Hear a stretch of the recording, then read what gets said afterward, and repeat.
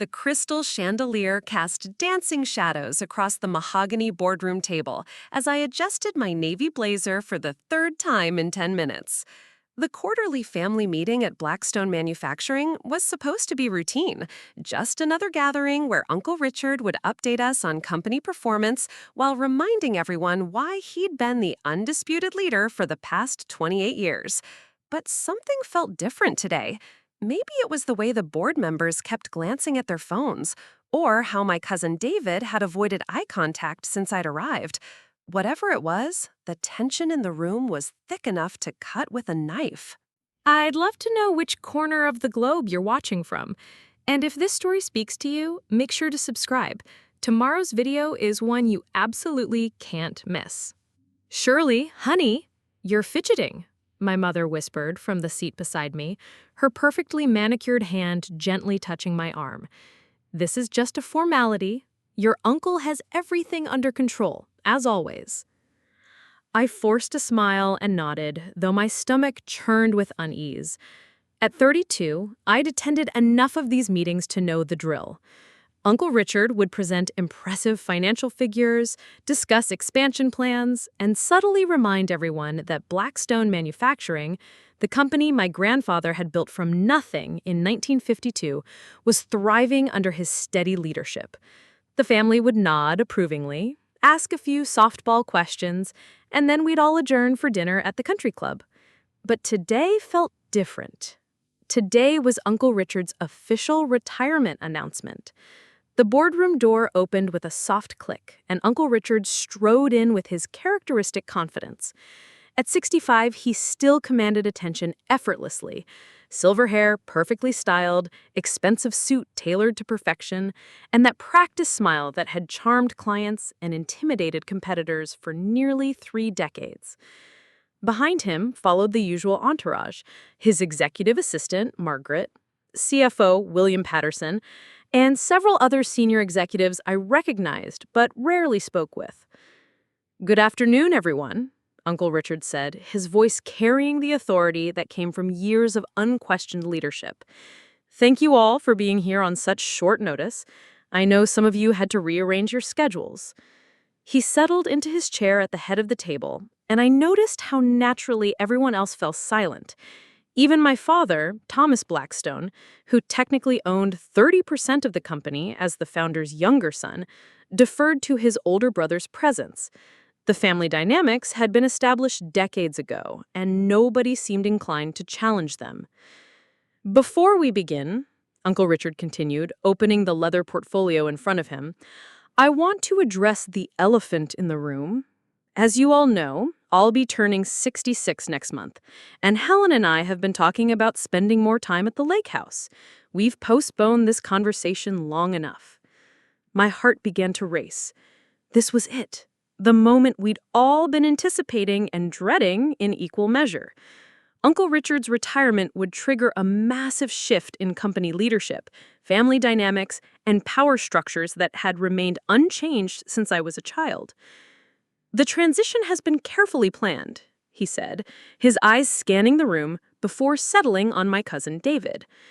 "David has been preparing for increased responsibilities, and the board has been briefed on the succession timeline."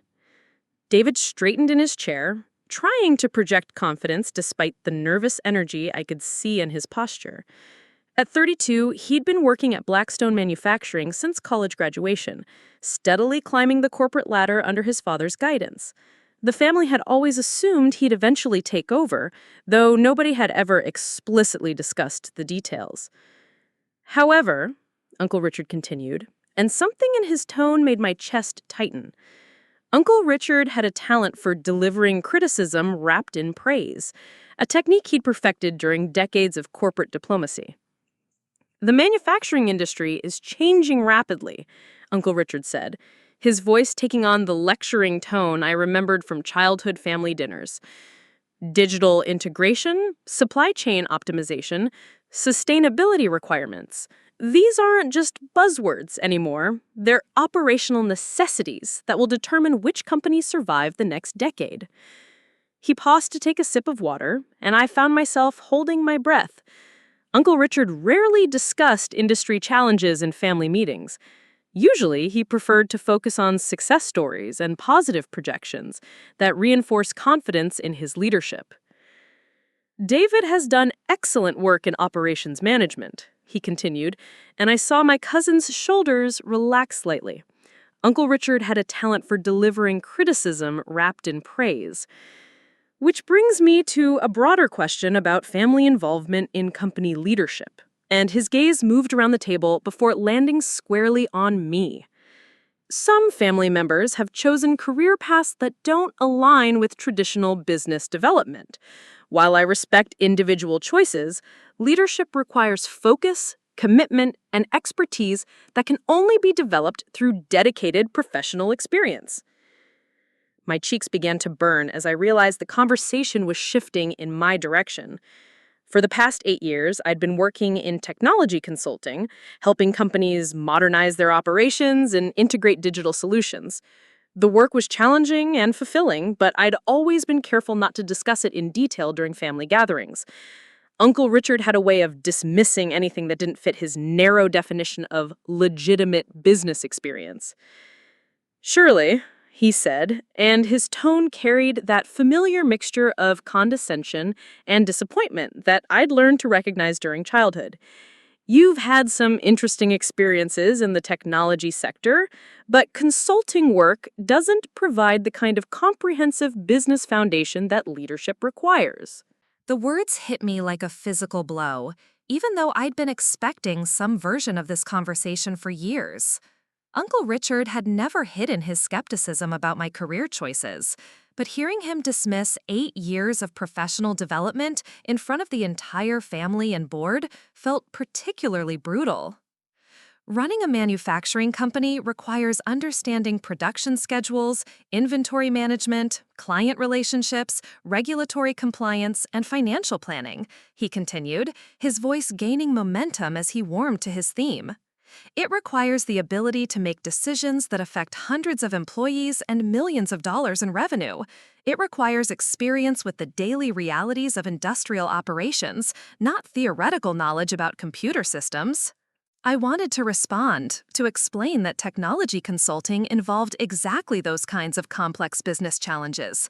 But something in Uncle Richard's expression warned me that interruption wouldn't be welcome. This wasn't a discussion, it was a pronouncement. The board has expressed concerns about continuity and stability during the transition period, he said, glancing toward the board members who were nodding with varying degrees of enthusiasm. Bringing in leadership without relevant industry experience could create unnecessary risk during an already challenging time. My father shifted uncomfortably in his seat, and I could see him struggling with the decision to speak up or remain silent. As the founder's son and a significant shareholder, he technically had the authority to challenge Uncle Richard's assessment, but decades of family hierarchy made confrontation unlikely. The reality is, Uncle Richard continued, his eyes meeting mine directly, some people are natural leaders, and some people are more suited to supporting roles. There's no shame in recognizing your strengths and limitations. Surely, you've done well in your chosen field, but running Blackstone Manufacturing requires a completely different skill set than anything you've developed. The dismissal was complete and devastating. Not only was he questioning my qualifications, but he was suggesting that I fundamentally lacked the capabilities necessary for leadership.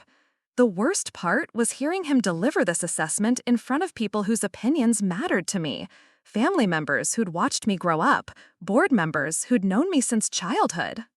Which is why, Uncle Richard said, turning his attention back to David, I'm recommending that we accelerate the succession timeline. David has earned the opportunity to lead this company into the next generation, and I'm confident that his steady, practical approach will serve Blackstone Manufacturing well. The announcement should have felt like closure, but instead it felt like the beginning of something I couldn't quite identify. David was smiling and accepting congratulations from board members, my parents were nodding approvingly, and Uncle Richard was basking in the satisfaction of a succession plan successfully implemented. But something nagged at me as I watched the room celebrate David's promotion and Uncle Richard's legacy. The board members' enthusiasm seemed forced. their congratulations perfunctory. Margaret was still typing notes with unusual intensity, and William Patterson was revealing his documents with the kind of focused attention that suggested he was avoiding something rather than engaging with it. The meeting concluded with handshakes and small talk about retirement parties and transition timelines, but I felt disconnected from the celebration. Uncle Richard's words echoed in my mind. The suggestion that I lacked fundamental leadership capabilities, that my professional experience was somehow irrelevant to real business challenges, that I was better suited to supporting roles than positions of authority. As family members began filing out of the boardroom, Uncle Richard approached me with what might have been intended as a reassuring smile. "Shirley, I hope you understand that this isn't personal.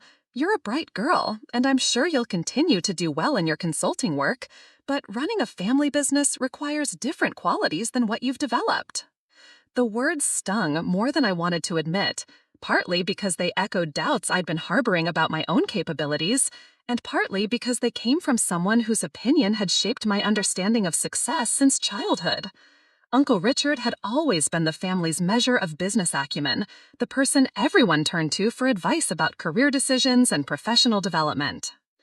"I understand," I managed to say, though my voice sounded smaller than I'd intended. "I hope David does well." "He will," Uncle Richard replied with confidence. "He's been prepared for this his entire career.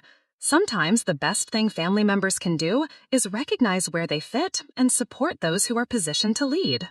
A lot of love and effort went into bringing this story to life. If you're enjoying it, we'd be so grateful if you'd subscribe to our channel. Now, back to where we left off. As I walked to my car in the company parking lot, I found myself questioning everything I thought I knew about my professional capabilities and my place within the family business. 8 years of successful consulting work suddenly felt insignificant compared to Uncle Richard's confident dismissal. Maybe he was right. Maybe I'd been overestimating my qualifications and underestimating the complexity of running a manufacturing company. The drive home took me through downtown Phoenix, past the gleaming office buildings where I'd spent countless hours helping companies solve complex operational challenges. The irony wasn't lost on me that some of those companies were larger and more complex than Blackstone Manufacturing, but somehow that experience didn't count as relevant preparation for leadership. But as the shock of Uncle Richard's words began to fade, something else began to emerge, a quiet anger that had been building for years underneath my attempts to earn his respect and validation. The dismissal hadn't just been about succession planning, it had been about fundamental assumptions regarding who was capable of leadership and who was destined for supporting roles, assumptions that had never been examined or challenged. The retirement party was scheduled for the following month, and I knew it would be a celebration of Uncle Richard's achievements and David's future leadership. But something about the board members' reactions during today's meeting suggested that the succession story might be more complicated than Uncle Richard realized. As I pulled into my driveway, I made a decision that surprised me with its clarity. Instead of accepting Uncle Richard's assessment and retreating into a supporting role, I was going to use the next month to understand exactly what was happening at Blackstone Manufacturing and why the board members had seemed so uncomfortable during today's announcement. The family business that I'd been told I wasn't qualified to lead might be about to become the testing ground for everything I'd learned about leadership, strategy, and the courage to challenge assumptions that everyone else accepted as unchangeable truth. The next morning, I sat in my home office staring at my laptop screen, surrounded by 8 years of professional achievements that suddenly felt invisible to the people who mattered most. My consulting firm, Phoenix Strategic Solutions, occupied a converted spare bedroom in my downtown condo, but the modest setup belied the scoop of work I'd been handling for major corporations across the Southwest. I opened the client portfolio file and began reviewing contracts that told a story Uncle Richard had never bothered to learn. Last year alone, I'd generated over $2.8 million in revenue, helping companies optimize their operations, implement new technologies, and navigate complex organizational transitions. The work wasn't theoretical computer consulting, it was hands-on business transformation that required exactly the skills Uncle Richard claimed I lacked. The Henderson Aerospace project had been particularly challenging. Their manufacturing division was hemorrhaging money due to outdated inventory systems and inefficient production workflows. Over 6 months, I'd redesigned their entire operational structure, implemented predictive analytics for supply chain management, and trained their leadership team on data-driven decision-making. The result was a 34% reduction in production costs and a 28% increase in on-time deliveries. But even more relevant was the Morrison Steel contract I'd completed just 3 months ago. Morrison was a fourth-generation family business with $180 million in annual revenue, nearly twice the size of Blackstone Manufacturing. The founding family had been struggling with succession planning and modernization challenges that sounded remarkably similar to what I'd witnessed in yesterday's boardroom meeting. The Morrison patriarch, James Morrison, had initially been skeptical about bringing in outside consulting, particularly from someone he perceived as too young and inexperienced for such a significant engagement. But after 6 weeks of analysis, I'd presented recommendations that addressed not just their technological gaps, but their fundamental approach to leadership development and strategic planning. The transformation had been remarkable. Morrison Steel had modernized their production systems, streamlined their client communication processes, and implemented performance metrics that gave management real-time visibility into operational efficiency. More importantly, I'd helped them develop a succession plan that leveraged the strengths of different family members, rather than defaulting to traditional assumptions about leadership capabilities. James Morrison's testimonial letter was still framed on my office wall. Shirley Blackstone demonstrated a level of business acumen and strategic thinking that exceeded our expectations. Her ability to understand complex manufacturing operations while introducing innovative solutions made her invaluable during our transition period. Any organization would be fortunate to have her leadership. Yet Uncle Richard had dismissed my experience as irrelevant to real business challenges. I scrolled through my client database and realized that over the past 4 years, I'd worked with 12 manufacturing companies, 7 of which were larger than Blackstone Manufacturing. I'd helped them navigate regulatory compliance issues, optimize supply chain relationships, implement quality control systems, and develop strategic plans for market expansion. The work required intimate understanding of production schedules, inventory management, client relationships, and financial planning, exactly the areas Uncle Richard claimed I knew nothing about. The Desert Valley Electronics project had been especially complex because it involved international supply chain coordination and regulatory compliance across multiple jurisdictions. Their previous consultant had failed to deliver results after 18 months of work, and they'd hired me as a last result to salvage a critical modernization initiative. Within 8 weeks, I'd identified the core problems. Their legacy systems couldn't communicate effectively with supplier databases. Their inventory tracking was based on manual processes that created frequent errors, and their quality control protocols hadn't been updated to reflect current industry standards. The solutions required not just technical expertise, but deep understanding of manufacturing operations and the ability to manage change across multiple departments simultaneously. The Desert Valley CEO, Patricia Chen, had specifically commented on my operational knowledge during our final presentation. Most technology consultants understand systems but not business, she'd said. Shirley understands both, which is why she can implement changes that actually work in real manufacturing environments. But perhaps the most relevant experience had been my work with Pinnacle Industries, a family-owned manufacturing company where internal conflicts over leadership succession were threatening to destroy 3 generations of business development.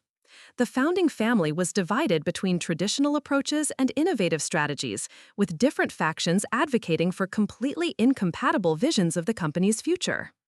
I'd spent 4 months analyzing not just their operational challenges, but their organizational dynamics, family relationships, and communication patterns. The solution required delicate navigation of personality conflicts, generational differences, and competing business philosophies. By the end of the engagement, Pinnacle had developed a leadership structure that honored their traditional strengths while positioning them for sustainable growth in a changing market. The Pinnacle project had taught me something crucial about family businesses. The most significant challenges weren't usually technical or operational, but cultural and interpersonal.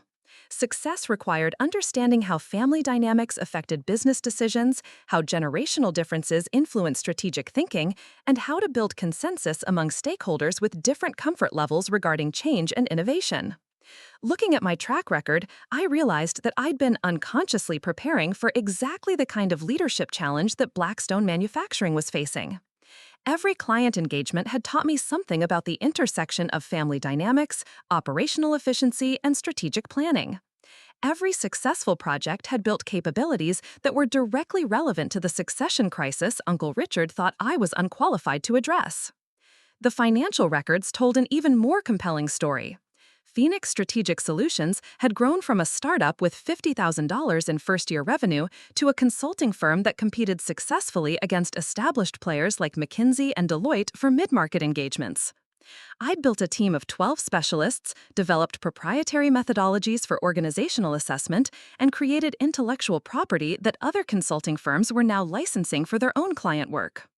More importantly, my profit margins consistently exceeded industry standards because I focused on delivering measurable results rather than expensive process improvements that looked good in presentations but didn't translate to operational value. Clients hired Phoenix Strategic Solutions because we solved real problems, not because we produced impressive slide decks. The phone rang, interrupting my review of professional achievements that nobody in my family had ever asked about. The caller ID showed Patricia Chen from Desert Valley Electronics, and I answered with genuine curiosity about why she might be calling 6 months after our project had concluded. "Shirley, I hope you don't mind the unexpected call," Patricia said, her voice carrying the brisk efficiency I remembered from our working relationship. "I've been following your firm's growth, and I wanted to discuss a potential opportunity that might interest you." "Of course," I replied, though I was surprised by the timing. "What kind of opportunity?" "I'm joining the board of directors for a manufacturing company here in Phoenix, and they're facing some significant leadership challenges," she explained. "The current CEO is retiring, and there are questions about succession planning and organizational modernization. Your name came up during our discussions as someone who might be able to help them navigate the transition." My heart began to race as I realized the implications of what she was saying. "Can you tell me which company?" "Blackstone Manufacturing," Patricia said, and I nearly dropped the phone. "Do you know them? They're well regarded in the industry, but they're struggling with some internal dynamics that are affecting their strategic planning process." The coincidence was so extraordinary that I needed a moment to process what I was hearing. Patricia Chen, the CEO who'd specifically praised my understanding of manufacturing operations and family business dynamics, was being recruited to help guide Blackstone Manufacturing through exactly the kind of transition I'd been told I wasn't qualified to support. "I'm familiar with them," I managed to say, deciding not to mention my family connection until I understood more about what was happening. "What kind of challenges are they facing?" "The retiring CEO has a preferred successor, but the board has concerns about whether traditional leadership approaches will be sufficient for the challenges they're facing over the next decade," Patricia explained. "They need someone who understands both manufacturing operations and modern business strategy. The board is looking for an outside perspective on succession planning and organizational development." The conversation continued for another 20 minutes, during which Patricia described a company that sounded like Blackstone Manufacturing, but with problems that Uncle Richard had never acknowledged or discussed during family meetings. According to Patricia's preliminary assessment, Blackstone was facing competitive pressure from companies with more efficient operations, client demands for capabilities they couldn't currently provide, and internal resistance to modernization initiatives that were necessary for long-term survival. The board specifically asked about consultants who specialize in family business transitions, Patricia added near the end of our call. "Companies where family dynamics and business strategy intersect in complex ways. Your work with Morrison Steel and Pinnacle Industries was exactly the kind of experience they're looking for." After ending the call, I sat in my office for a long time, staring at the client files that represented 8 years of professional development Uncle Richard had dismissed as irrelevant. Patricia Chen's call had revealed something significant. The board of directors at Blackstone Manufacturing was actively seeking expertise in exactly the areas where I'd built my professional reputation. Uncle Richard's confident succession plan was apparently more complicated than yesterday's meeting had suggested. The board members' uncomfortable expressions suddenly made perfect sense. They weren't just endorsing David's promotion, they were questioning whether any internal candidate was prepared for the challenges the company was facing. I opened my laptop and began researching Blackstone Manufacturing from the perspective of an outside consultant rather than a family member. The company's public financial filings revealed performance trends that were concerning but not catastrophic. Revenue had remained flat for 3 years, while competitors were growing at 8 to 12% annually. Profit margins were declining gradually, and client retention rates were lower than industry standards. More troubling were the operational indicators that suggested systemic inefficiencies. Inventory turnover was below industry benchmarks, production scheduling was less efficient than comparable companies, and customer satisfaction surveys indicated growing frustration with delivery timelines and communication processes. The picture that emerged was of a company that was successful by historical standards, but increasingly vulnerable to competitive pressure from organizations that had modernized their operations more aggressively. Blackstone Manufacturing wasn't failing, but it was gradually falling behind in ways that would become critical over the next 5 to 10 years. Uncle Richard's traditional management approach had been adequate for stable market conditions, but the manufacturing industry was changing in ways that required different leadership capabilities. The board apparently understood this reality, even if Uncle Richard preferred to focus on historical success rather than future challenges. As I reviewed the data, I realized that every problem Blackstone Manufacturing was facing fell within my areas of professional expertise. The operational inefficiencies were exactly the kind of systemic issues I'd addressed at Morrison Steel and Desert Valley Electronics. The succession planning challenges were similar to what I'd helped resolve at Pinnacle Industries. The strategic positioning concerns were the type of long-term planning problems that had become my specialty over 8 years of consulting work. Uncle Richard had dismissed my qualifications for leadership, while the company board was actively seeking consultants with exactly my background and experience. The irony was so complete that it almost felt scripted, but the implications were profound. The family member who'd been told she wasn't suited for leadership roles might be exactly what Blackstone Manufacturing needed to survive the next decade of industry transformation. The question was whether I had the courage to challenge Uncle Richard's assessment and pursue an opportunity that could validate everything I'd built professionally while potentially destroying relationships that had defined my sense of family belonging since childhood. Patricia Chen's call had opened a door I hadn't known existed, but walking through it would require choosing between family harmony and professional authenticity in ways that felt both terrifying and inevitable. 3 weeks later, I stood in the grand ballroom of the Phoenix Country Club, watching Uncle Richard work the room like the seasoned executive he'd always been. His retirement party had drawn nearly 300 guests, clients, competitors, industry leaders, and family members who'd gathered to celebrate 28 years of leadership at Blackstone Manufacturing. The evening was everything I'd expected: elegant decorations, catered dinner, and carefully orchestrated speeches that highlighted Uncle Richard's contributions to both the company and the broader manufacturing community. What I hadn't expected was the nervous energy that seemed to permeate the event despite its celebratory surface. Conversations felt slightly forced, laughter came a beat too late, and I noticed several Blackstone board members clustered in quiet discussions that ended abruptly whenever Uncle Richard approached. Something was happening beneath the polished veneer of corporate celebration, though I couldn't identify exactly what.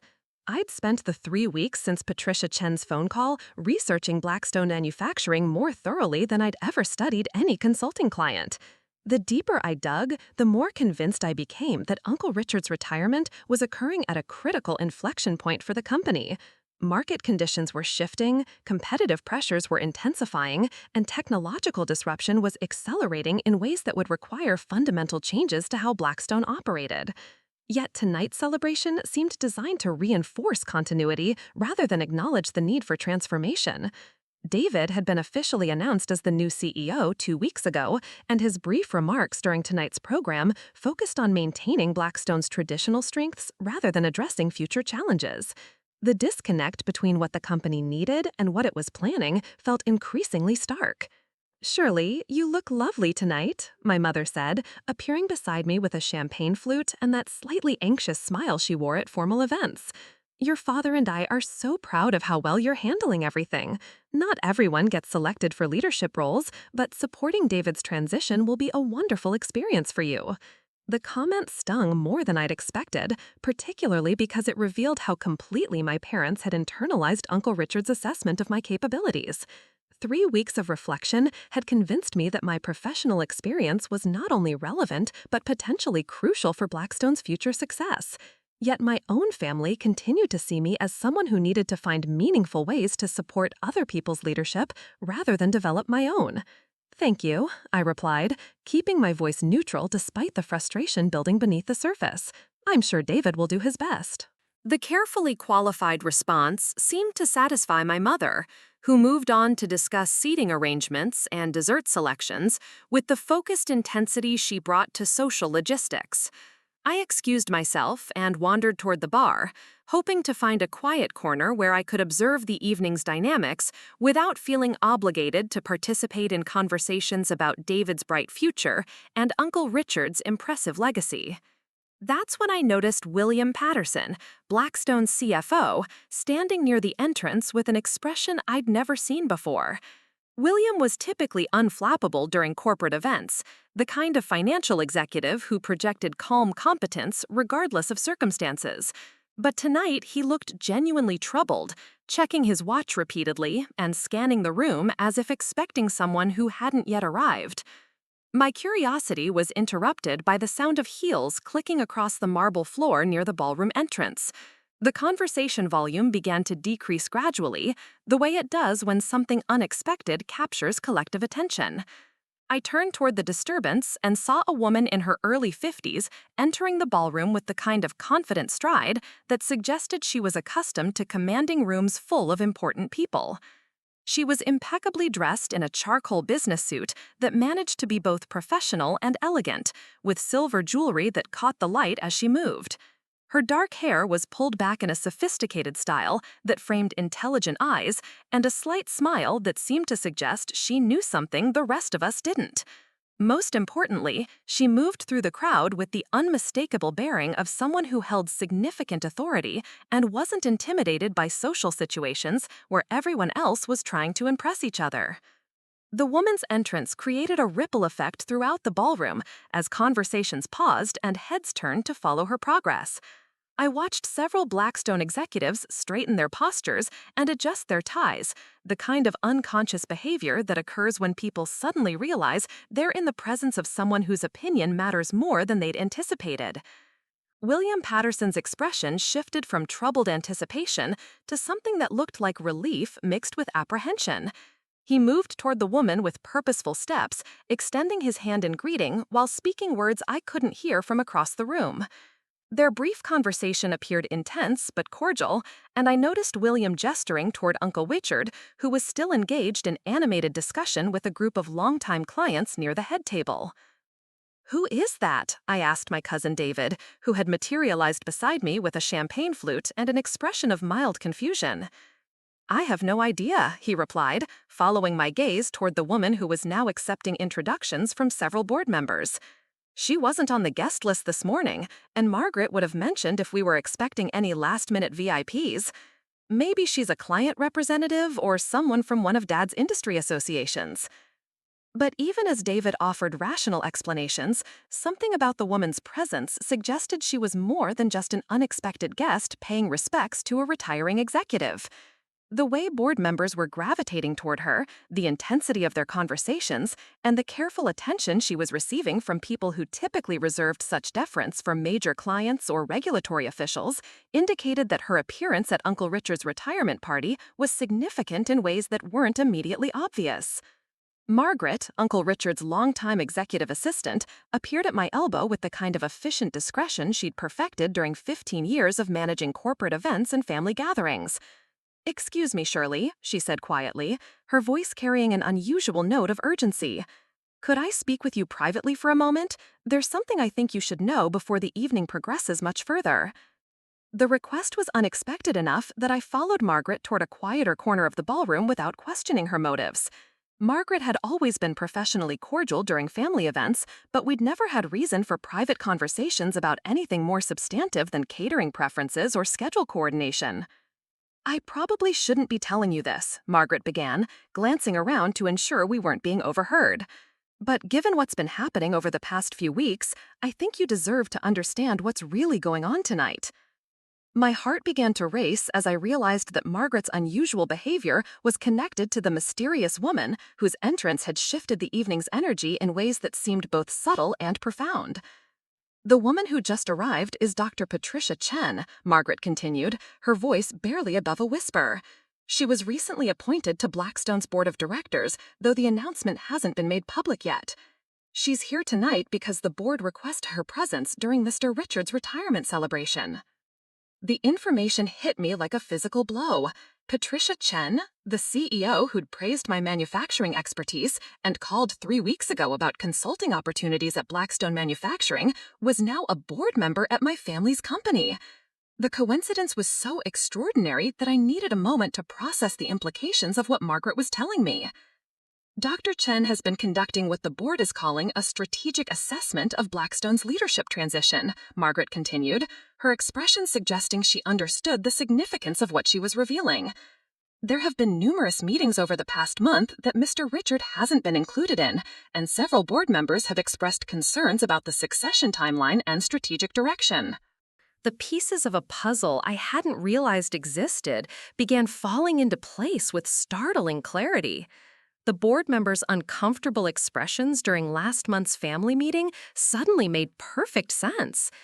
They weren't just endorsing David's promotion, they were questioning whether the succession plan Uncle Richard had announced was actually in the company's best interests. "Why are you telling me this?" I asked, though part of me suspected I already knew the answer. Margaret was quiet for a moment, her eyes focused on Patricia Chen, who was now engaged in conversation with 3 board members near the center of the ballroom. When she spoke again, her voice carried a note of something that might have been a concern or possibly hope. "Because Dr. Chen has been asking very specific questions about family members' qualifications and professional backgrounds," she said. "And because some of those questions have been about you specifically, your consulting work, your client relationships, your expertise in organizational development and strategic planning." The revelation that Patricia Chen had been researching my professional background while serving on Blackstone's board created a cascade of realizations that were both thrilling and terrifying. The phone call 3 weeks ago hadn't been coincidental, it had been reconnaissance. Patricia had been evaluating my qualifications, not for general consulting opportunities, but for something specific related to Blackstone Manufacturing's leadership transition. The board meeting scheduled for next week was supposed to be a formality to ratify David's appointment, Margaret continued, but Dr. Chen has requested additional time to present what she's calling alternative succession scenarios that merit board consideration. Uncle Richard's confident announcement of David's promotion was apparently less settled than anyone in the family had realized. The retirement party that was supposed to celebrate continuity and traditional succession was occurring while the board was actively questioning whether traditional approaches would serve the company's long-term interests. As Margaret excused herself to attend to other party logistics, I found myself studying Patricia Chen with a new understanding of why her presence had created such unusual energy in the room. She wasn't just a distinguished guest paying respects to Uncle Richard's career. She was a board member conducting final assessment of a leadership transition that was far more complex and uncertain than the family had been led to believe. The woman whose expertise I'd admired during our Desert Valley Electronics project was now in a position to influence the future of my family's company. The CEO, who'd specifically praised my understanding of manufacturing operations and family business dynamics, was apparently researching my qualifications for reasons that went far beyond casual professional interest. Uncle Richard was still holding court near the head table, completely unaware that his carefully orchestrated succession plan was being evaluated by someone whose opinion could fundamentally alter the trajectory he'd established for Blackstone Manufacturing's future leadership. The retirement party that had seemed like a celebration of past achievements was beginning to feel like the prelude to revelations that would challenge everything the family thought we knew about Uncle Richard's legacy and our own roles in continuing it.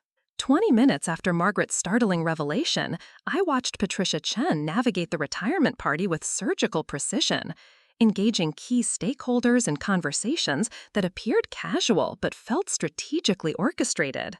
She'd spoken briefly with Uncle Richard near the dessert table, a polite exchange that seemed designed more to establish her presence than to convey substantive information. Now she was working her way through clusters of board members, Blackstone executives, and industry contacts with the methodical approach of someone gathering final pieces of critical intelligence. I positioned myself near the bar where I could observe these interactions without appearing to eavesdrop, though my heart was racing with anticipation about what might unfold as the evening progressed. Patricia's questions during our Desert Valley Electronics project had been incisive and revealing, cutting through superficial explanations to identify core issues that other executives had overlooked. If she was conducting similar analysis tonight, Uncle Richard's succession plan was about to face scrutiny that it might not withstand. "Shirley Blackstone," a familiar voice said behind me, and I turned to find Patricia Chen approaching with that same confident smile I remembered from our professional collaboration. "I was hoping I'd have the opportunity to speak with you this evening." The direct approach caught me off guard, partly because I'd expected her to maintain distance given the delicate nature of whatever board discussions were occurring behind the scenes. But Patricia had never been someone who avoided difficult conversations, and her willingness to engage me publicly suggested that discretion was less important than whatever information she was seeking. "Dr. Chen," I replied, extending my hand and trying to project calm professionalism despite the nervous energy coursing through me. "It's wonderful to see you again. I didn't realize you had connections to Blackstone Manufacturing." Her handshake was firm and her gaze direct as she studied my expression with the analytical intensity I remembered from our working relationship.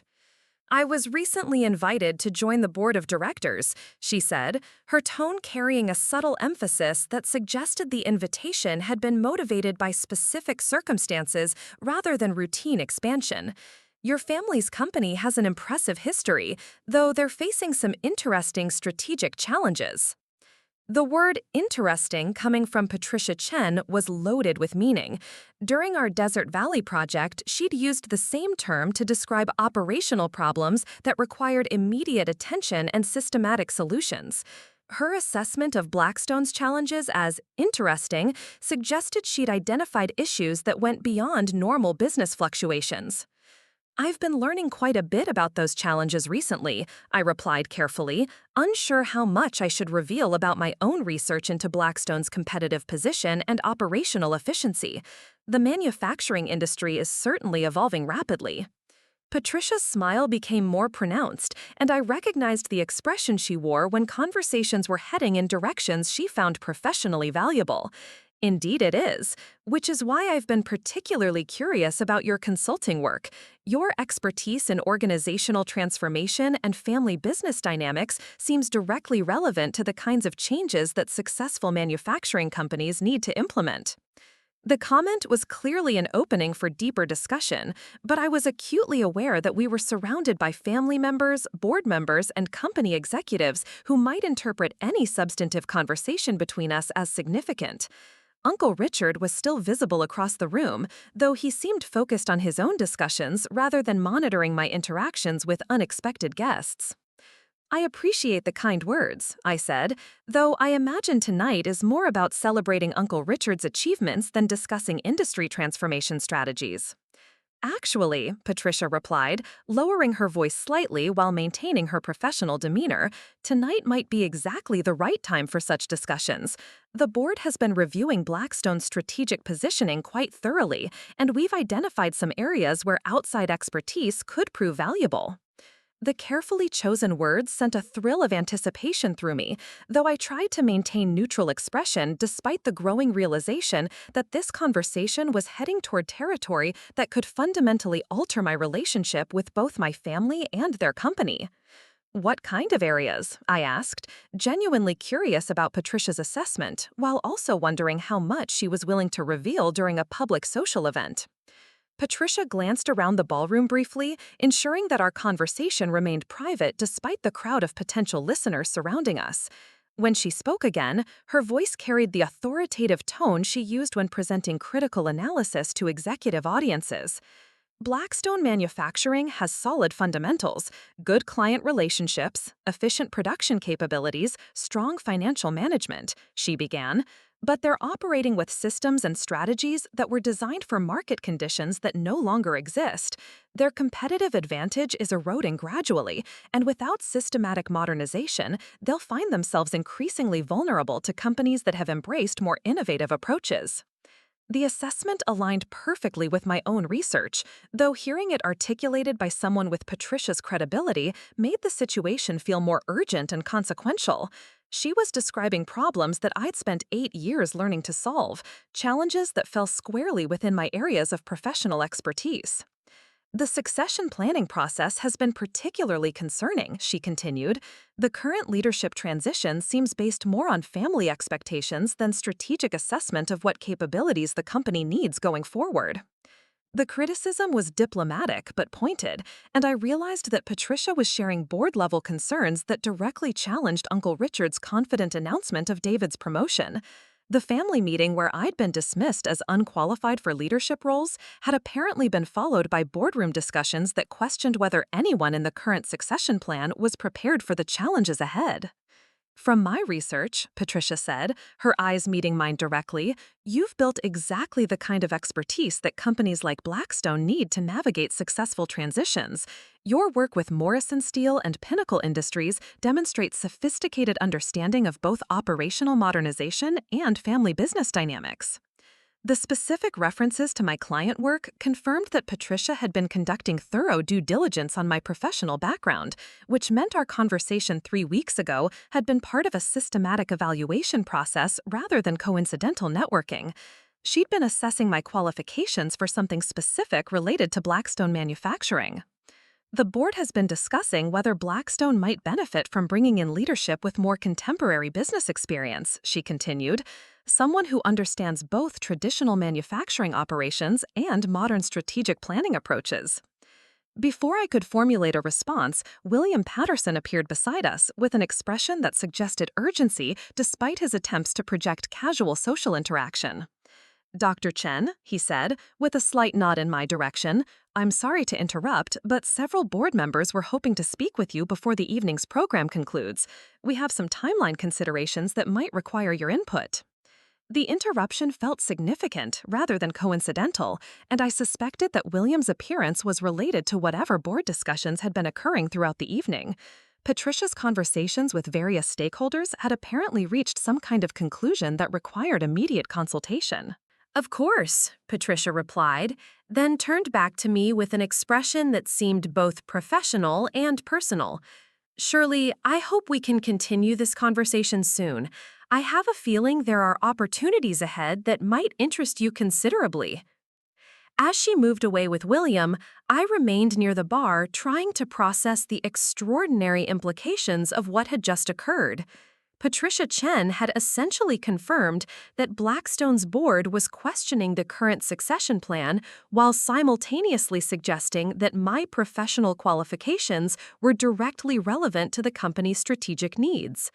The retirement party that was supposed to celebrate Uncle Richard's legacy and David's promotion was occurring while board members were apparently developing alternative scenarios for the company's future leadership. The realization that I might be under consideration for some kind of role at Blackstone Manufacturing was both thrilling and terrifying. 8 years of building consulting expertise that Uncle Richard had dismissed as irrelevant were apparently being evaluated by people who understood the strategic value of organizational transformation and family business dynamics. But accepting any opportunity related to Blackstone would require confronting family relationships and power structures that had defined my sense of identity since childhood.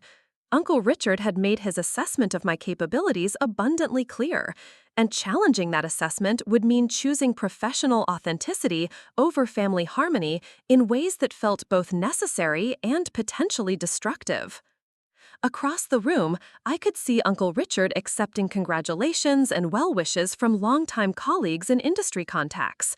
He appeared completely confident in his succession plan and unaware that his retirement celebration was occurring while the company board was questioning fundamental assumptions about Blackstone's future leadership requirements. David was circulating among guests with the practiced ease of someone who'd been groomed for executive responsibility, discussing his vision for maintaining Blackstone's traditional strengths while making incremental improvements to operational efficiency. His conversations revealed genuine competence within established frameworks, but also highlighted the gap between incremental optimization and transformational change that Patricia had identified as crucial for long-term competitiveness. The evening's program was scheduled to conclude with Uncle Richard's farewell address and David's remarks about his commitment to continuing the company's legacy of steady leadership and client service. But Patricia Chen's presence and her pointed questions about alternative succession scenarios suggested that the story Uncle Richard was preparing to tell about Blackstone's future might be interrupted by revelations that nobody in the family was expecting. As I watched the final act of Uncle Richard's retirement celebration unfold, I realized that the next few hours might determine whether I spent the rest of my career wondering what might have been possible, or whether I found the courage to pursue opportunities that could validate everything I'd built professionally while fundamentally altering my relationship with the family business that had always seemed beyond my reach. The woman who'd been told she wasn't suited for leadership roles was apparently being evaluated for exactly those responsibilities by people who understood the strategic value of expertise Uncle Richard had dismissed as irrelevant. The question was whether I was prepared for the consequences of stepping into a role that would challenge not just my assumptions about my capabilities, but my family's understanding of who I was and what I might be capable of achieving. The call came at 7:30 the next morning, before I'd fully processed the implications of last night's conversations or developed any coherent strategy for responding to Patricia Chen's carefully worded suggestions about opportunities that might interest me considerably. I was still in my pajamas, nursing my first cup of coffee and staring at business cards I'd collected during the retirement party, when my phone displayed William Patterson's name and the unmistakable urgency that comes with unexpected calls from corporate executives on Saturday mornings. "Shirley, I apologize for calling so early," William began, his voice carrying the precise formality he used during financial presentations, but with an underlying tension I'd never heard before. "But we have a situation that requires immediate attention, and Dr. Chen suggested I contact you directly rather than following normal protocols." The mention of Patricia Chen confirmed that last night's conversations had been preliminary to something much more substantial than I'd anticipated. William Patterson wasn't someone who made impulsive decisions or ignored established procedures, which meant whatever situation required immediate attention was significant enough to override his natural inclination towards systematic planning and careful documentation. "What kind of situation?" I asked, setting down my coffee and mentally shifting into the analytical mode I used when clients called with urgent operational crises that couldn't wait for regular business hours. "The board held an emergency meeting at 6 this morning," William replied, and I could hear papers rustling in the background as he spoke. Dr. Chen presented her strategic assessment of Blackstone's competitive position and succession planning process. The conclusions were concerning that we need to explore alternative leadership scenarios immediately. The carefully neutral language couldn't disguise the significance of what he was telling me. Emergency board meetings on Saturday mornings didn't occur unless companies were facing crisis situations that threatened their fundamental stability or long-term viability.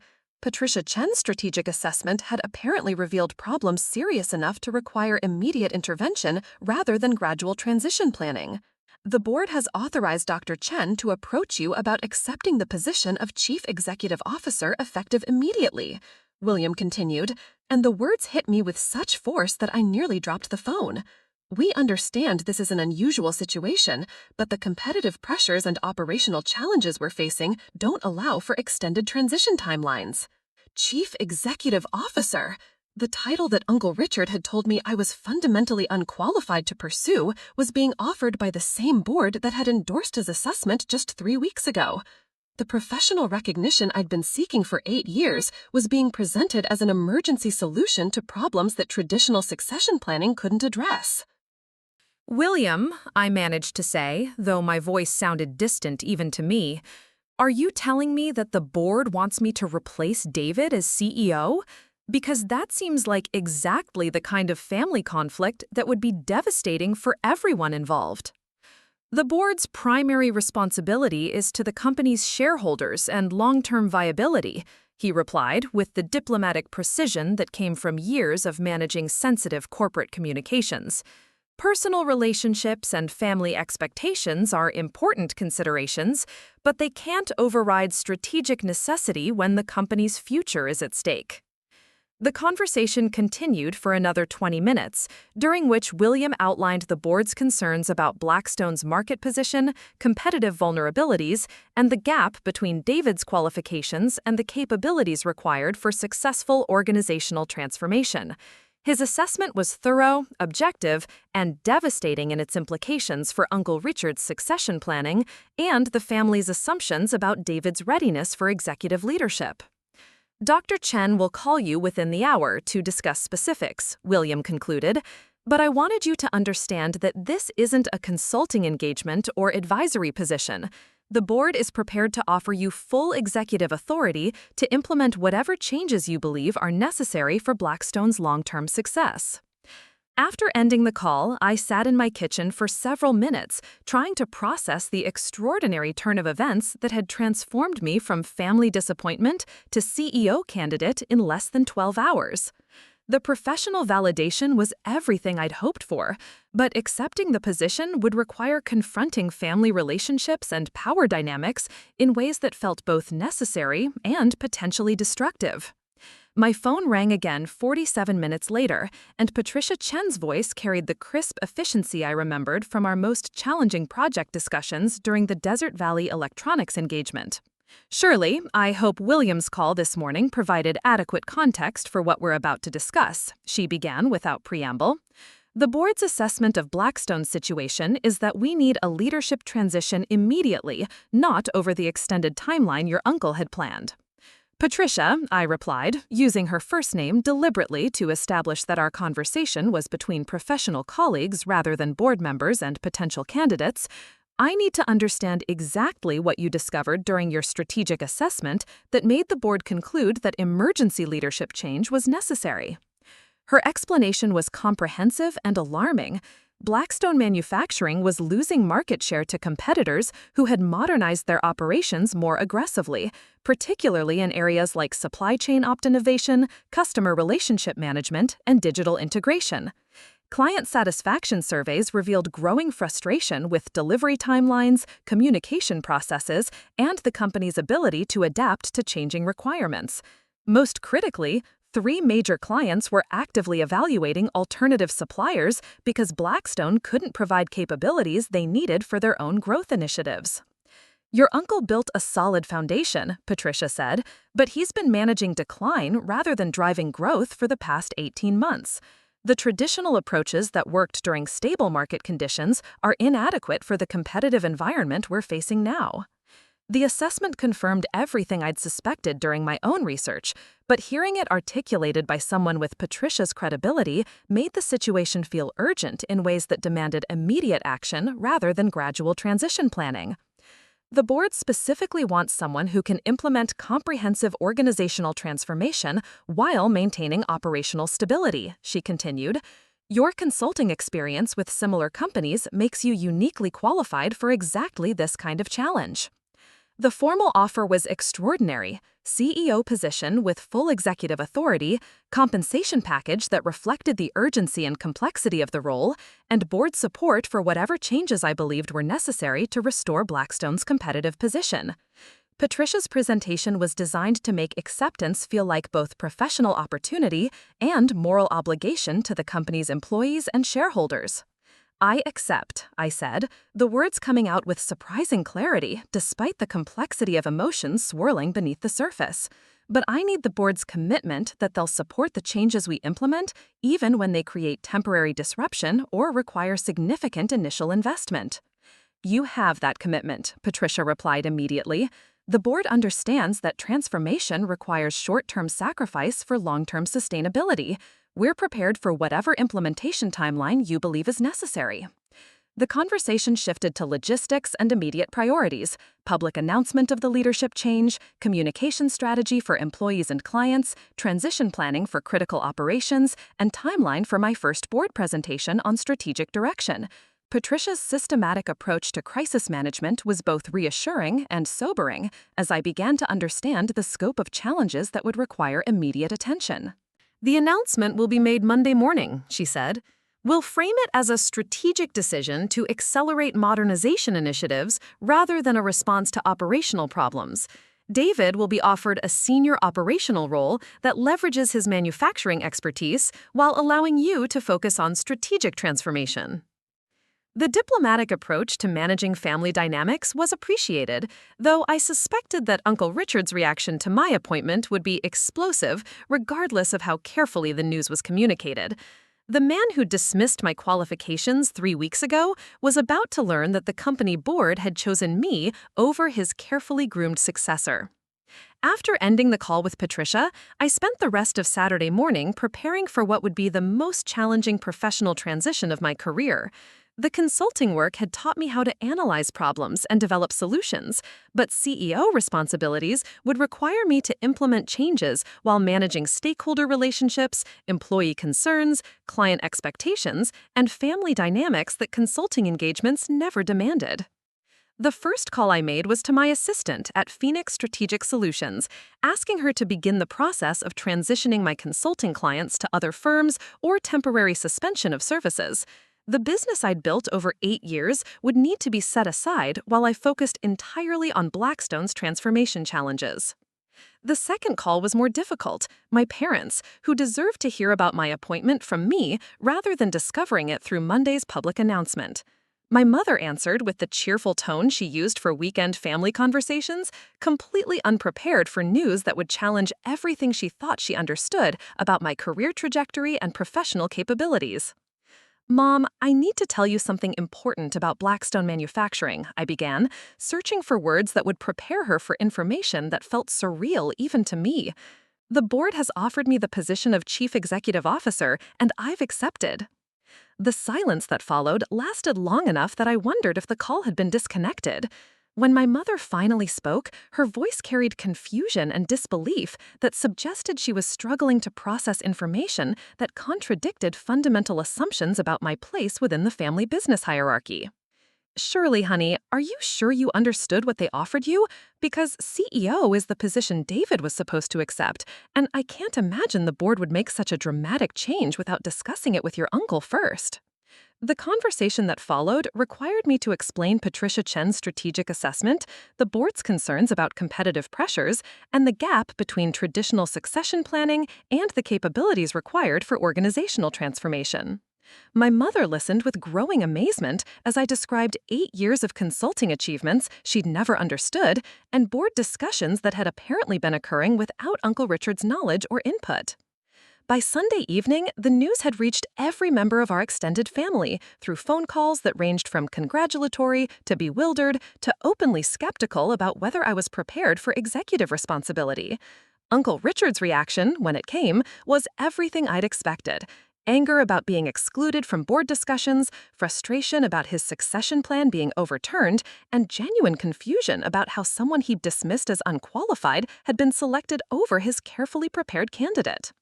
Monday morning brought the public announcement that sent ripples through Phoenix's business community and established my transformation from family disappointment to corporate CEO as one of the most dramatic leadership transitions in recent local business history.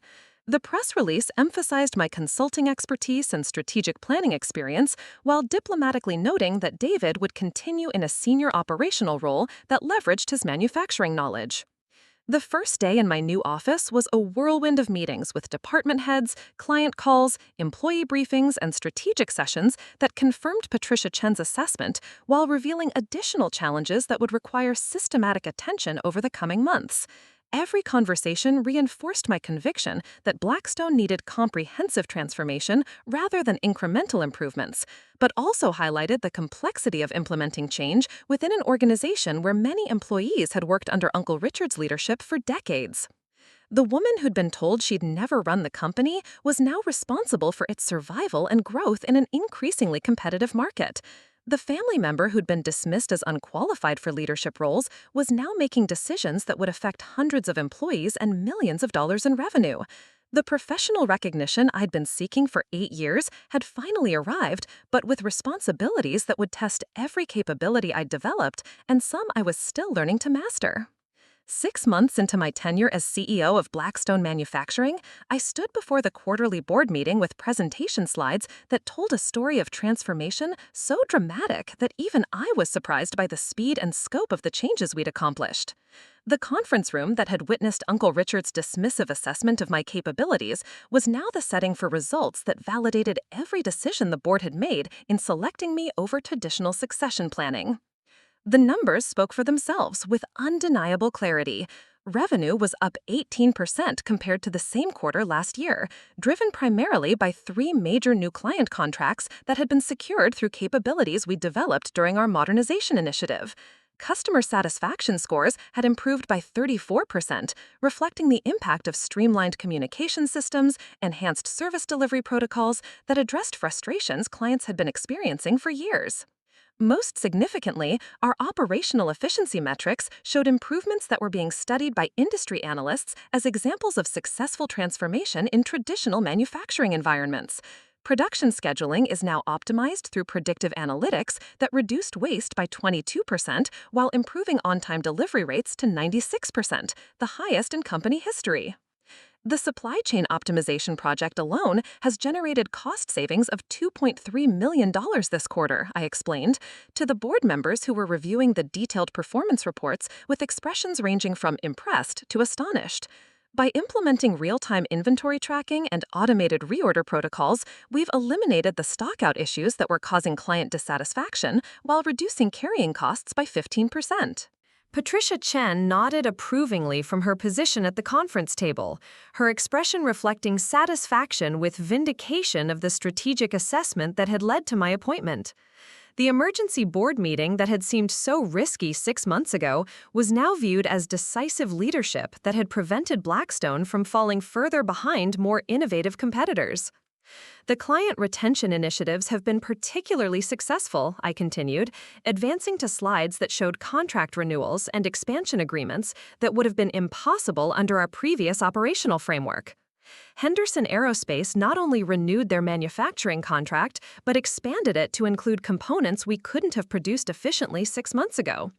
They specifically cited our improved delivery reliability and enhanced quality control processes as factors in their decision. David Patterson leaned forward with the kind of focused attention he reserved for financial analysis that exceeded expectations. The profit margin improvements are remarkable, he said, referencing spreadsheets that showed bottom-line results even more impressive than the operational metrics. We're not just generating more revenue, we're operating more efficiently across every major cost category. The transformation hadn't been without challenges.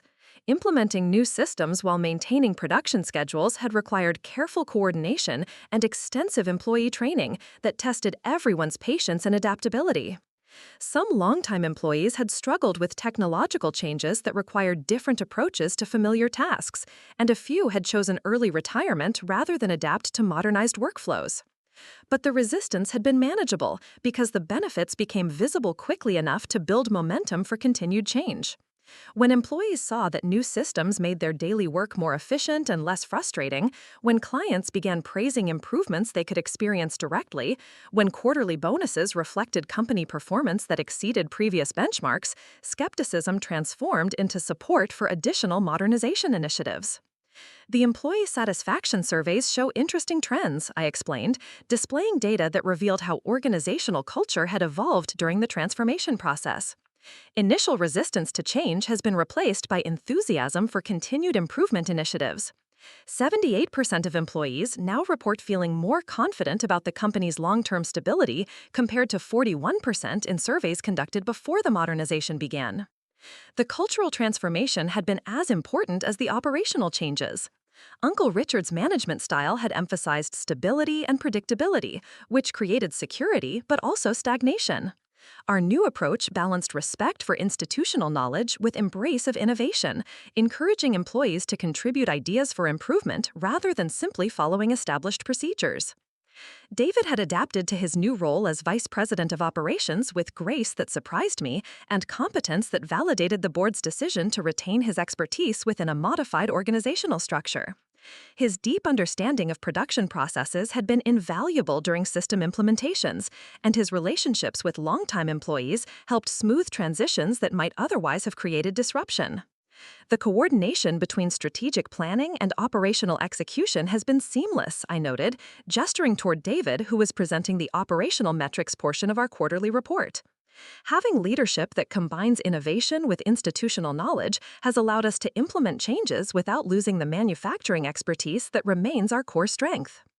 The diplomatic acknowledgement of David's contributions was genuine, but it also reflected the delicate family dynamics that continue to influence board meetings despite their professional focus. David had chosen to support the transformation rather than resist it, recognizing that Blackstone's success served everyone's interests regardless of who held ultimate executive responsibility. Uncle Richard's adjustment to the leadership transition had been more complex and gradual. His initial anger about being excluded from succession decisions had evolved into grudging respect for results that exceeded anything achieved during his final years as CEO. The quarterly performance reports made it impossible to argue that traditional approaches would have been more effective than the systematic modernization we'd implemented.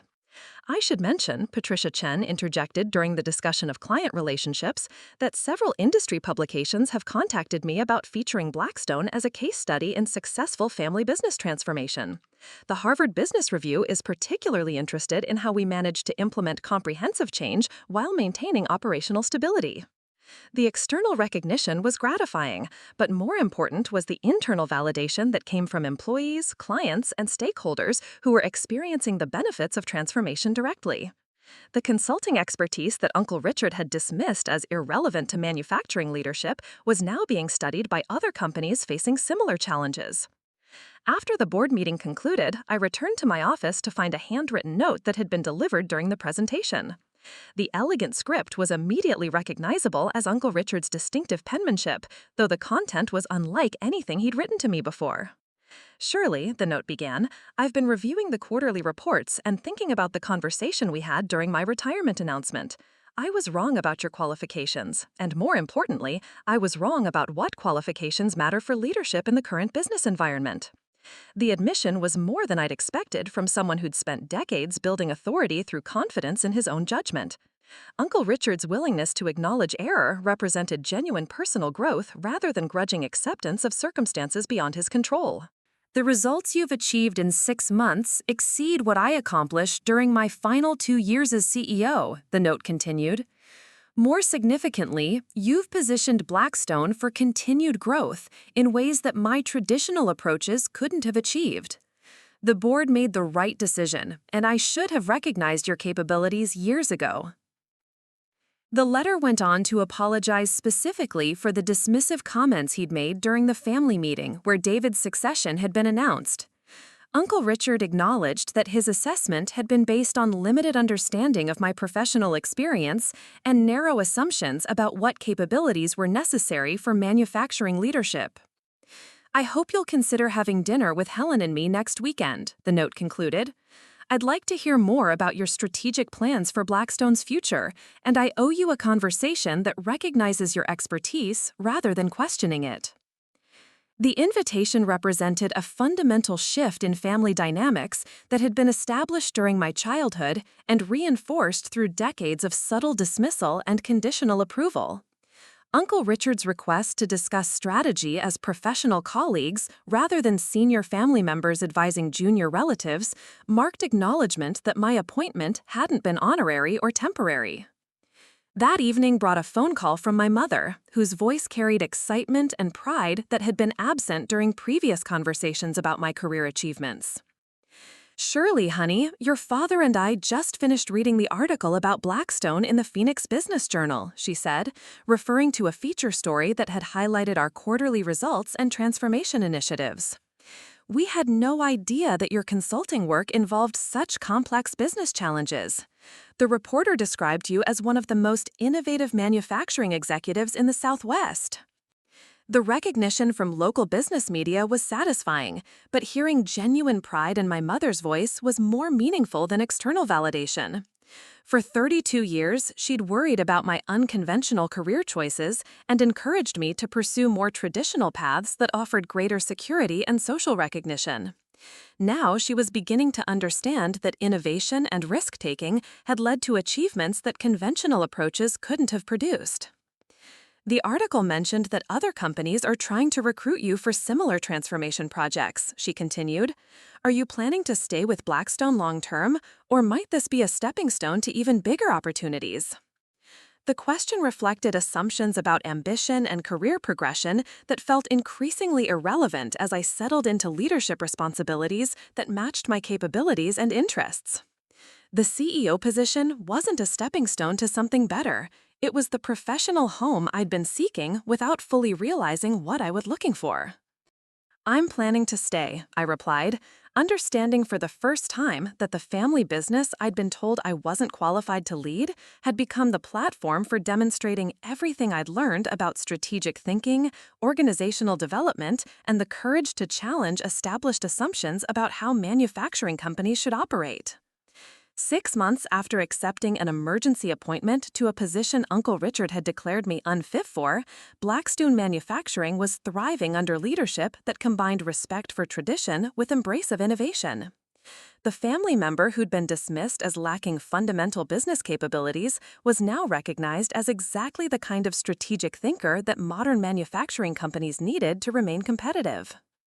The vindication was complete, but more importantly, the work was meaningful in ways that consulting engagements had never been. Instead of solving problems and moving on to the next client, I was building systems and cultures that would create value for years, while proving that sometimes the most unconventional leadership choices produce the most conventional measures of success. 2 years after that pivotal family meeting where Uncle Richard declared I'd never run the company, I stood in the same boardroom, but everything else had transformed beyond recognition. The quarterly presentation I'd just delivered showed Blackstone Manufacturing's most successful year in company history: 43% revenue growth, industry-leading client satisfaction scores, and operational efficiency metrics that had become benchmarks for other manufacturing firms attempting similar transformations. The boardroom itself reflected our evolution from traditional manufacturing company to industry innovator. Digital displays showed real-time production data, client satisfaction dashboards, and market analysis that would have been impossible under our previous systems. The mahogany table remained the same, but the conversations occurring around it focused on strategic opportunities rather than defensive responses to competitive pressures. The expansion into sustainable manufacturing technologies has exceeded all projections, I explained to board members, who now included 3 additional directors recruited specifically for their expertise in emerging market segments. Patricia Chen smiled from her position as board chair, a role she'd accepted 6 months ago when the previous chairman stepped down to focus on other business interests. Her leadership had been instrumental in supporting transformation initiatives that might have been considered too risky under more conservative board governance. The employee retention and satisfaction metrics are particularly impressive, she noted, referencing surveys that showed 91% of staff members felt optimistic about Blackstone's future direction. Companies rarely achieve this level of cultural transformation while maintaining operational stability. The cultural evolution has been as remarkable as our financial performance. Uncle Richard's management philosophy emphasized hierarchy, predictability, and incremental improvement within established frameworks. Our new approach encouraged innovation at every organizational level, with formal processes for employee suggestions and cross-departmental collaboration that had generated solutions no single manager could have developed independently. David's role as Chief Operating Officer had evolved to encompass responsibilities that leveraged both his institutional knowledge and newly developed strategic capabilities. The leadership development program we'd implemented transformed him from someone prepared to maintain existing systems into an executive capable of driving continued innovation while preserving operational excellence. The succession planning process we've established ensures continuity regardless of future leadership transitions, David reported during his portion of the quarterly presentation. We've identified and developed multiple candidates for key positions, with clear advancement pathways that reward both performance and strategic thinking. The systematic approach to leadership development reflected lessons learned from our own transition crisis. Instead of assuming that family relationships or traditional career progression would produce adequate leadership, we'd created merit-based systems that identified and cultivated capabilities necessary for long-term organizational success. But perhaps the most significant change was in family dynamics that had shaped my understanding of professional competence and personal worth since childhood. The dismissive assessments and conditional approval that had characterized family gatherings for decades had been replaced by genuine respect for achievements that nobody could minimize or rationalize away. Uncle Richard's transformation had been as dramatic as Blackstone's organizational evolution. The man who'd questioned my fundamental capabilities was now one of my most vocal advocates, frequently referring colleagues and industry contacts to articles about our transformation success. His willingness to acknowledge error and learn from results had earned respect that defensive justification of previous decisions never could have achieved. I've been thinking about what advice I'd give to other family businesses facing similar succession challenges, he'd said during our monthly dinner the previous week. The most important lesson is that leadership capabilities can't be assumed based on family relationships or traditional career paths.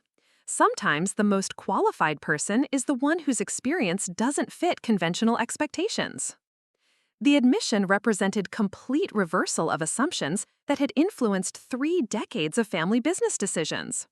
Uncle Richard's acknowledgement that merit mattered more than tradition had implications extending far beyond my individual appointment to positions throughout Blackstone's organizational structure.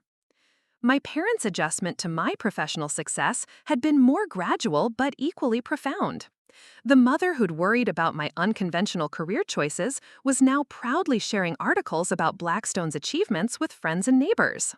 The father who'd encouraged me to consider insurance or other traditional fields was now asking detailed questions about strategic planning and market analysis that demonstrated genuine interest in understanding what I'd built.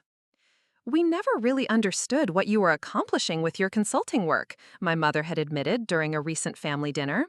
"We thought encouraging you to find something more stable was protective, but we were actually discouraging you from developing exactly the expertise that Blackstone needed." The acknowledgement of error was appreciated, but more important was evidence that they'd learned to value innovation and strategic thinking, rather than simply accepting outcomes they couldn't ignore. Their pride in my achievements reflected genuine understanding rather than confused appreciation for success they couldn't comprehend. The broader business community had taken notice of Blackstone's transformation in ways that brought opportunities extending far beyond our traditional manufacturing focus. Harvard Business School had invited me to participate in a case study development project examining family business succession and organizational change. The Manufacturing Excellence Council had asked me to keynote their annual conference on industrial innovation. 3 different consulting firms had approached me about licensing our transformation methodologies for implementation with their own clients. But the most meaningful recognition came from competitors who'd begun implementing strategies similar to ones we'd pioneered during our modernization process. The operational approaches that Uncle Richard had initially viewed as unnecessary complexity were now being adopted by companies throughout the Southwest manufacturing sector. "We've essentially created a new competitive standard," Patricia Chen observed during a strategic planning session focused on our next phase of growth initiatives. "Other companies are now required to modernize their operations just to maintain market position, which creates opportunities for us to stay ahead through continued innovation." The competitive advantage we'd built through early adoption of systematic transformation was becoming a sustainable market position as other companies struggled to catch up with capabilities we'd been developing for 2 years. Our experience with change management and technology integration had created expertise that was increasingly valuable in an industry recognizing the necessity of modernization. The consulting requests that arrived weekly reflected this recognition. Companies facing similar challenges wanted access to methodologies we'd developed through trial and error during our own transformation process. The experience I'd gained as a consulting practitioner had been enhanced by executive leadership responsibilities that provided deeper understanding of implementation challenges and organizational dynamics. I think we should consider establishing a formal consulting division, I proposed during our annual strategic planning retreat. We've developed intellectual property and practical experience that could generate significant revenue while helping other companies avoid the mistakes we made during our learning process. The suggestion represented a natural evolution of capabilities we'd built primarily for internal use. Creating a consulting division would allow us to monetize expertise while establishing Blackstone as a thought leader in manufacturing transformation rather than simply a successful example of organizational change. 6 months later, Blackstone Transformation Solutions launched with 3 major client contracts and a waiting list of companies seeking assistance with modernization projects similar to our own experience. The division combined my consulting background with operational knowledge developed during 2 years of hands-on implementation, creating service offerings that competitors couldn't match. The woman who'd been told she'd never run the company was now leading an organization that other companies studied for lessons about successful transformation. The family, dismissed as lacking business fundamentals, had built capabilities that generated revenue through multiple channels while positioning Blackstone for continued growth in emerging market segments. But perhaps the most satisfying development was the culture of innovation and strategic thinking that had become embedded throughout Blackstone's organizational structure. Employees who'd initially resisted change were now proposing improvements and identifying opportunities that management might have overlooked. The company that had been managed defensively was now operated with confidence in its ability to adapt and thrive regardless of future market conditions. During my 3rd annual address to Blackstone employees, I reflected on the journey from family disappointment to organizational leader while acknowledging contributions from colleagues who'd made transformation possible. 3 years ago, some people questioned whether I was qualified to lead this company, I said, glancing toward Uncle Richard, who was sitting in the front row with an expression of obvious pride. Those questions were fair because leadership qualifications can't be assumed based on good intentions or family relationships. They have to be earned through results that benefit everyone who depends on organizational success. The speech continued with recognition for employees who'd embraced change, clients who'd supported our transition, and board members who'd taken risks that conventional wisdom would have discouraged. But the core message was about the value of challenging assumptions and maintaining openness to possibilities that don't fit traditional expectations. The most important lesson we've learned is that innovation requires courage to question established approaches, even when those approaches have been successful in the past, I concluded. Sometimes the biggest risks come from avoiding change rather than embracing it. As applause filled the conference room where Uncle Richard had once declared me unfit for leadership, I realized that the transformation we'd achieved was about more than financial performance or operational efficiency. We'd proven that family businesses could honor their traditions while adapting to changing markets, that leadership could be redefined based on capabilities rather than assumptions, and that sometimes the most unconventional choices produce the most remarkable results. The company Uncle Richard had built through steady traditional management was now thriving under leadership that combined respect for institutional knowledge with embrace of strategic innovation. The family member who'd been dismissed as lacking fundamental business understanding had become exactly the kind of leader that modern manufacturing companies needed to remain competitive in a rapidly evolving industry. The new reality was that success looked different than anyone had imagined, but it was more satisfying and sustainable than what traditional approaches could have achieved. The woman who'd never been expected to run the company had not only taken leadership, but had redefined what running the company could accomplish when expertise, innovation, and strategic thinking replaced assumption, tradition, and defensive planning as the foundation for organizational excellence. Looking for more? We've got 2 amazing stories ready for you right on screen. If this one touched you, these are absolutely worth your time. Click to watch them now. And hey, subscribe and hit that bell to never miss our latest uploads.